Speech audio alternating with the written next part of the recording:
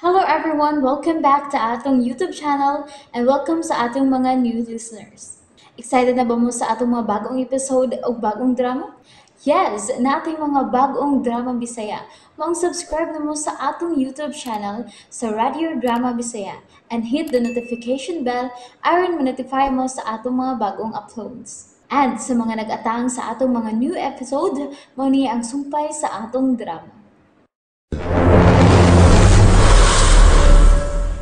Rebelde na kami si Ernesto, Vicky. Nakigbatok na kami si Ernesto sa gobyerno ni Marcos. Pa, Miguel? Ernesto, Vicky, mao ka na ang kikinahanglan karon sa tibuok Pilipino. Pakigbatukan si Marcos sa dugo ang pakigbatok. Tungod kay dili na madag-marcha-marcha lang ang diktadoryang kagamahanan ni Marcos. Gikinahanglan gud ang revolusyon, pa, Miguel. Hangiyon ko kamuning, mauban ko ninyo. Maapil ko ning maong revolusyon. Intaon, Vicky. Ayaw. Mas gikinahanglan ka na ako. Mag-unsa na malang ko kung ako na lang unyang usa. Ayaw na paglapas, Vicky. Vicky, dili sab mahimo. Nganong doon na may Gabriela silang sa kasaysayan, Ernesto. Oh, doon ay Diego silang. Kapikas siya ni Gabriela. Apan nganong doon na may Gabriela silang nga nakigubat usab sama si Ambana nga si Diego silang. No, Vicky, no. Ayaw itipas ang tinuod nga kasaysayan, Ernesto. Dili masaag ang kasaysayan. Magbalik-balik yung kinigsubay sa kaugalingon niyang daan aron sa gihapon. Sublion kihapon ang iyang kaagi. Pasilaw ako. Dili gyud ko makatugot. Dili gyud, Vicky. Ning, Asawa ko ikaw, ug gihigugma ko ikaw. Mahal ko ikaw. Kamatayon na ato bangon sa ingon na aning sitwasyon na. Dili ko makatugot. Dili gyud, Vicky. Ning, humo ko ra kayong masabtan ang sama sa kong bana kung magpakamatay sa ilang gipanumpa ang katungod. Kaniadto nga si Erning palang, ug wa ka mo abot sa iyang kinabuhi.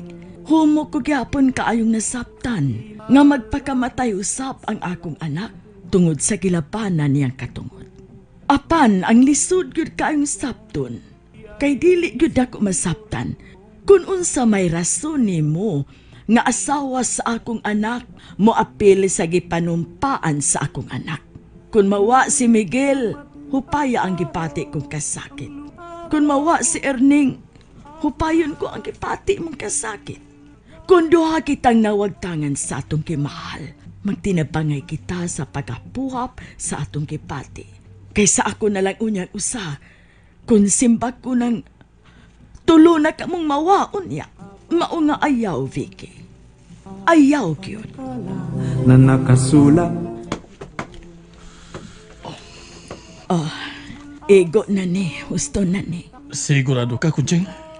Miguel, nagsige na kog ampo nga. Musamot pa gyud ang akong pag-ampo kay kauban na namo unya ang mga alagad sa simbahan. Aron dungan kaming mag-ampo nga dili na magdugay kining krisis karon sa atong nasod. Mao nga kini na lang, gamay na lang ang akong dadong kinahanglanon. Gamay sa panggidahan ni Vicky, makonsing. Tara, Na Diyos ang may-ari. Tanagoryo! Kailan may dilingin.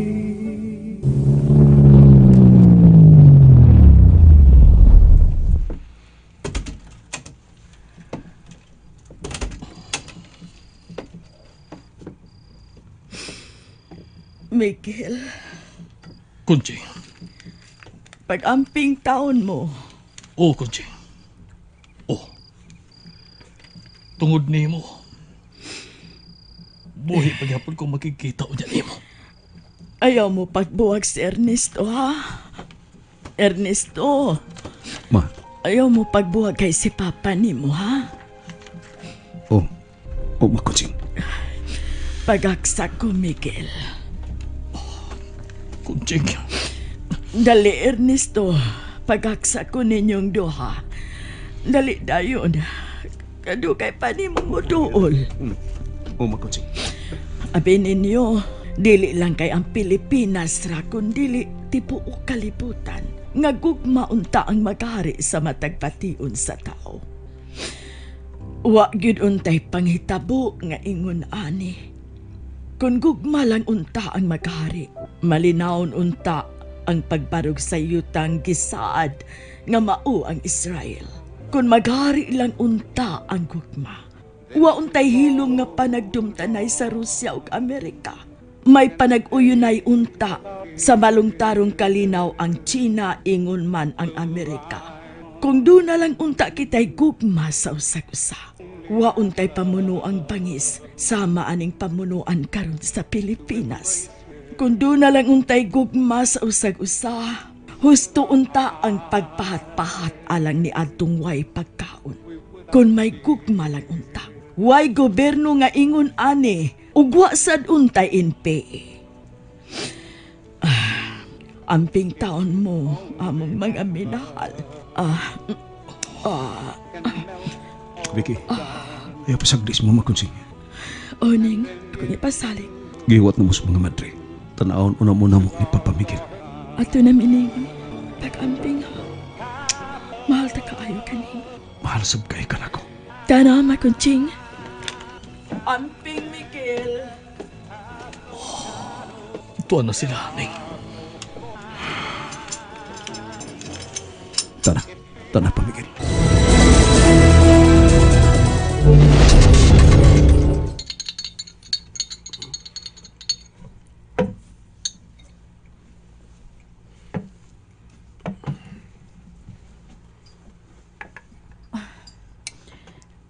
Niyang imong kape, oh. Oh. Nganong... Mas lami ang vino para nako nining panawang. Nining higayon na ani.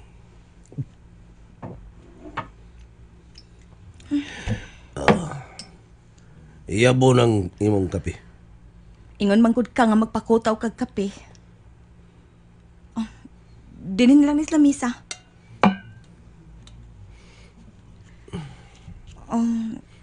Gusto ka masahian ako ang imong mga tiil? Dayon imong mga bitiis? Dayon ang imong kalawasan? Ingon ani. Sa gusto ka? Balik og likod. May sulti ka nimo while di pa ko hubog aron mo to kagyo doon sa kining akong itugan nimo.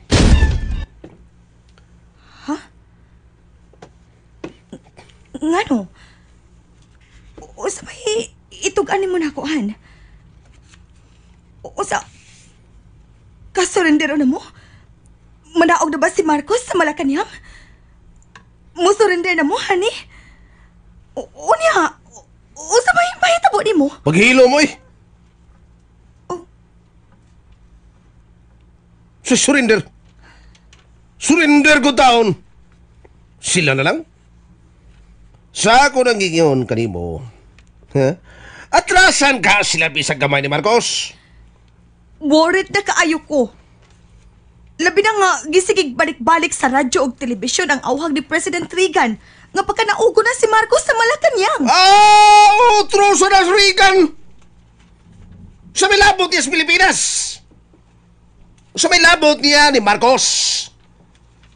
Ang mo gani siyang magpasalamat ni Marcos kay misugot ang presidente nga magbutang og US military base sa Olongapo.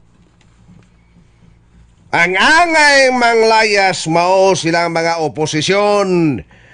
Kay kung di na sila manglayas, hoddo na mo silang sikop kung dili na sila mag-self-exile. Kisa ba ko'y pati unog kabalaka? Nga wa na mo'y kasiguruan. Labi na ron. Nga anam-anam nagpiya ang mga sakop sa iyang kabinete.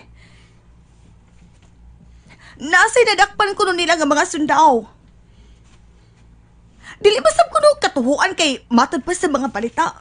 Nga himo-himo na lang kuno nilang Sir Fabian aron ingnon nga si Marcos is still in control sa Pilipinas. Pero ang tinuod, nagsunod-sunod nagtabok ang mga sundao sa habit nila ni Enrile ug Ramos. Ang, sa pagiday, ang ang imo itog anako. Ha? Ganyan.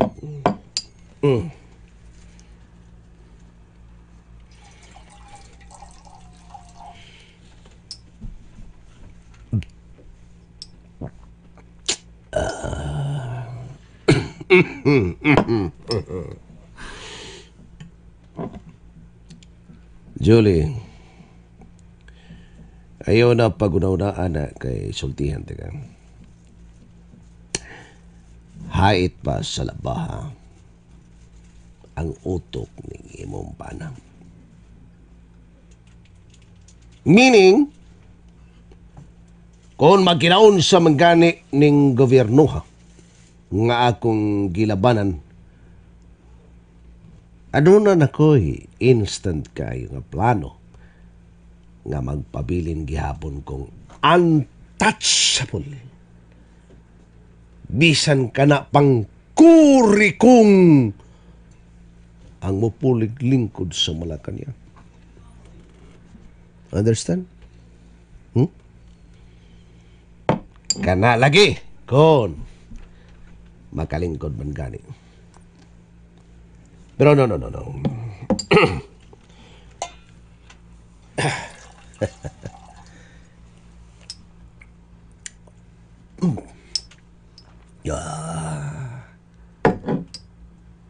Dili ka na mao nga kung itog ani mo karon. Dili ka na mao. Biya na anang military. Kung buot kay natong kwintahon, taga na kitag kwarta. Sa tanang mga opisyal din sa ato sa military, ikaw mo'y hilom kayong milyonaryo.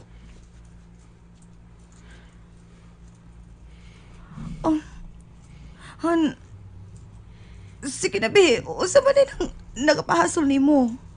Ha?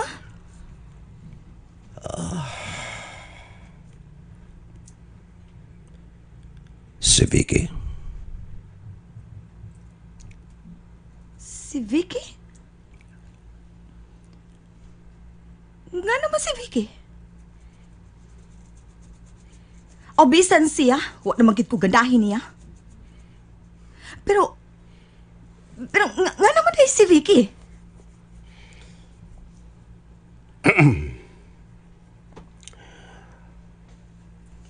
Si Vicky. Ug katong miatake ug mo mipusil ka nako sa simbahan sa Mapulo. Honey? Sultihan ti ka, Julie. Si Vicky, o kadtong mipusil ka nako. Parihas og tingog.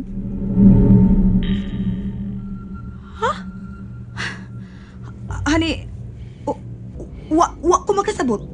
Babay ang mipusil ka nako, honey. Babay? Dili pa i-confirm yun ninyo nga mga Sparrow ang miatake? Mga NPA ang miatake, han? O sabay buot pag ipasabot? Nga katong nagpusil ni mo og hapit ka mamatay og kana si Vicky o Sara?